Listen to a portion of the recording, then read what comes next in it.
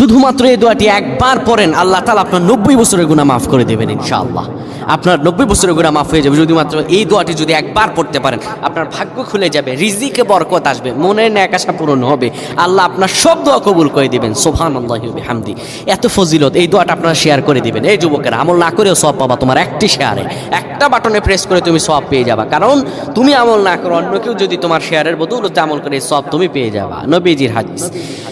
আমার ভাইয়েরা, আল্লাহর কাছে দোয়া করা, আল্লাহর কাছে দোয়া চাওয়া, এটি হলো মুমিনদের কাজ। আমার আল্লাহ বান্দাকে বলেন, বান্দারে উদউনি আস্তাজিব লাকুম, আমার কাছে চাও, আমার কাছে চাইলে আমি আল্লাহ তোমাকে দিয়ে দিব। কেউ যদি একবারে দোয়াটি পড়তে পারে, দোয়াটি হলো রব্বি ইন্নী যালামতু নাফসি ফাগফিরলি। কেউ যদি এই দোয়াটা একবার পড়তে পারে, আমার আল্লাহ তাআলা তার 90 বছরের গুনাহগুলো মাফ করবেন। কবিরা গুনাহ নয়, সেটি হলো সগীরা গুনাহ। সগীরা গুনাহ মাফ হবে। বলবেন হুজুর 90 বছর তো হয়নি, তাহলে গুনাহ মাফ হবে কি করে?